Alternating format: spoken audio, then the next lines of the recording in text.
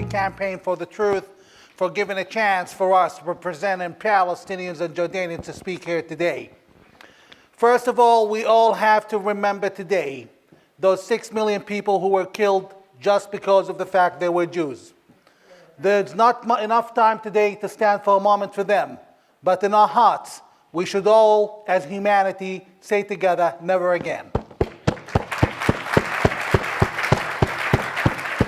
Never again is much easier said than done.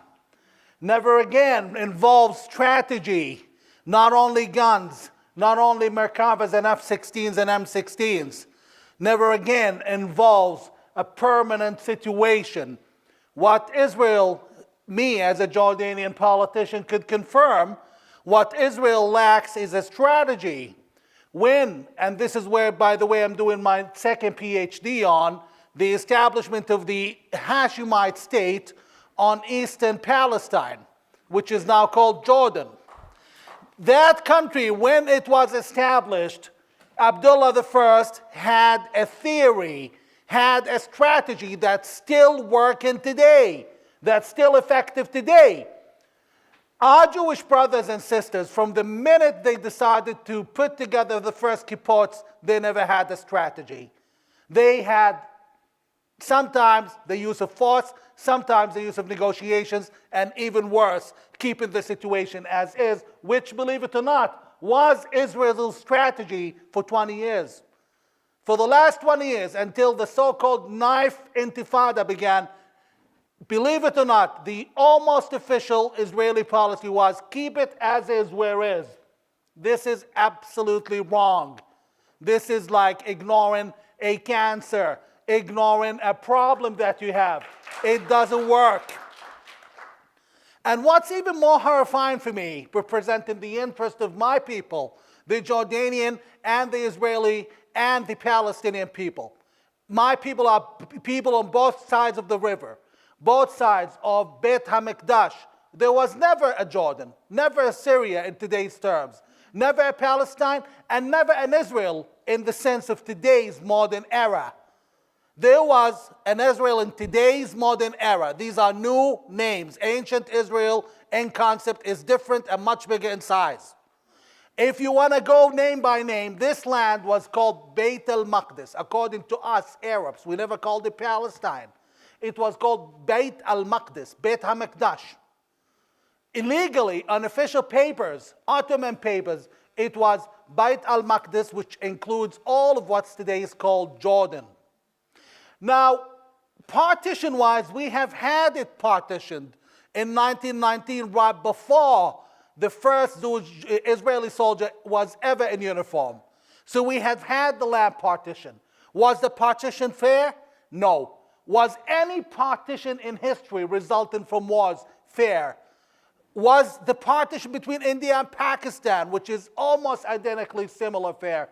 10 million people had to switch places across the borders. But the only difference, why we're not hearing about wars and settlements and negotiations between India and Pakistan today, because both refugees on both sides of the river have received their rights. Well, how come we're not hearing about 850,000 Jewish refugees who were expelled from Arab countries?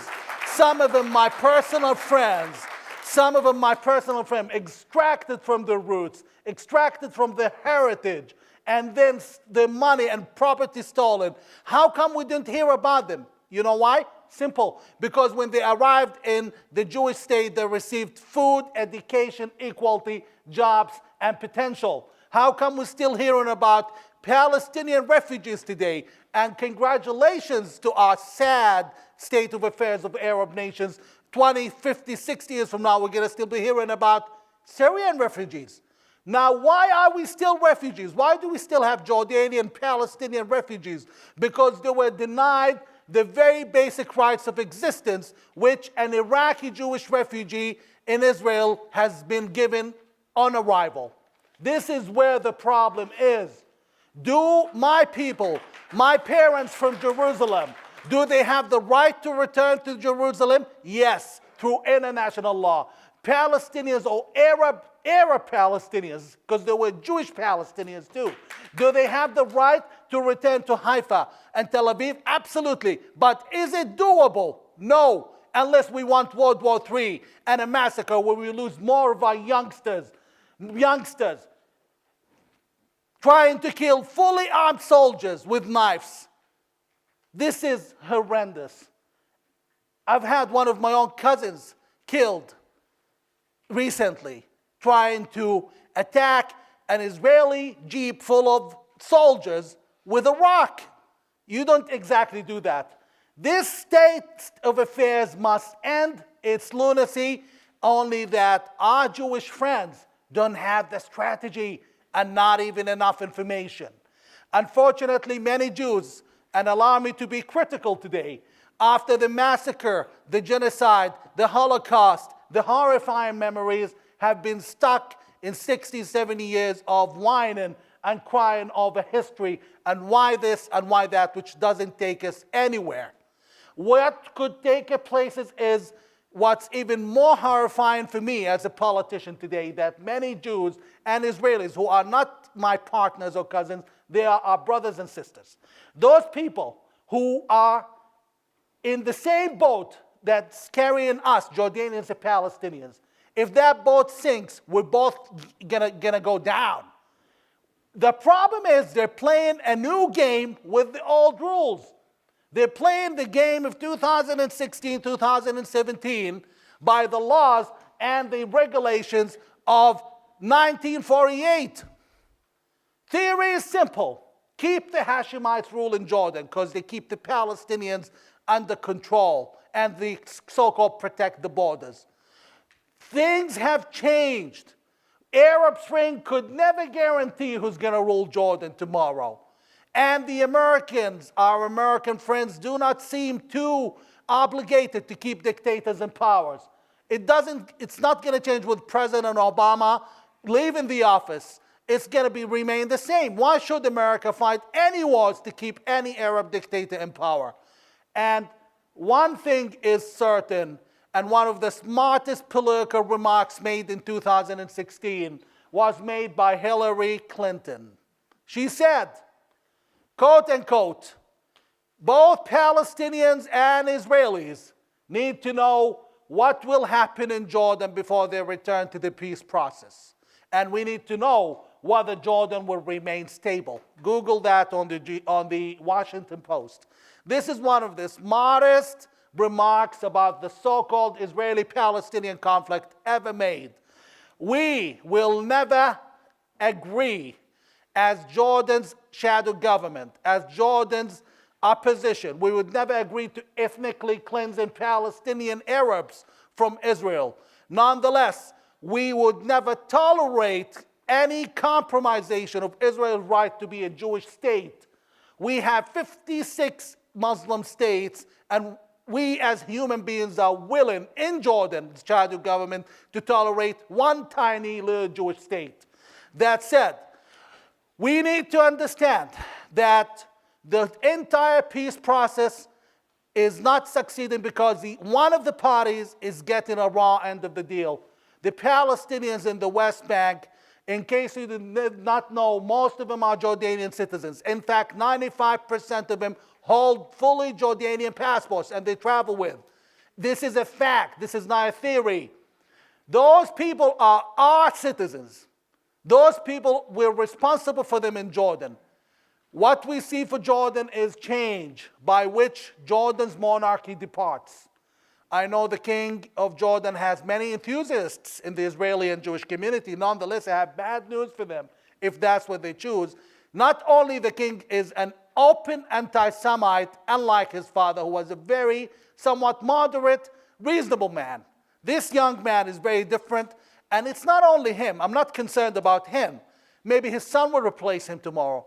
The Jordanian regime today realizes that the only way to stay in power in the Arab Spring is to keep the unrest in Israel alive. And this was made public by one of the king's advisors on state TV just 2 months ago.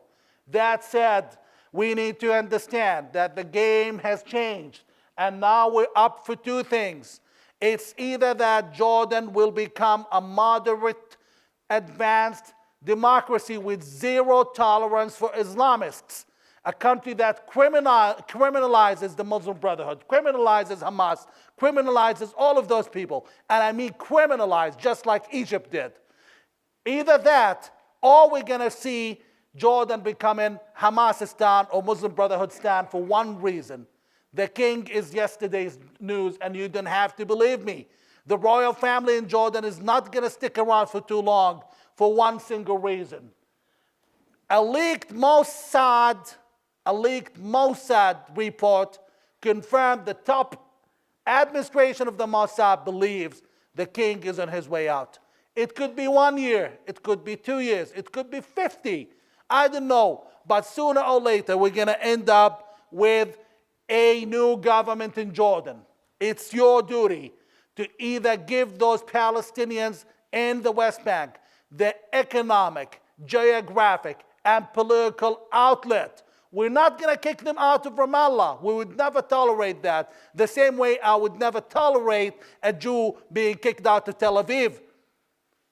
That means that those people will have the right to vote, right to practice citizenship, and receive welfare from Amman, not from Jerusalem. At the same time, we have to say, unless people wake up and begin supporting the moderates in Jordan, you might end up with the Islamists very soon. Betting on the king and the monarchy surviving, I think, is a very bad investment today. And let me conclude, my time is up, that we as Jordanians and the Jordanian shadow government shall never compromise our friendship and true relationship to our Jewish and Israeli brothers and sisters.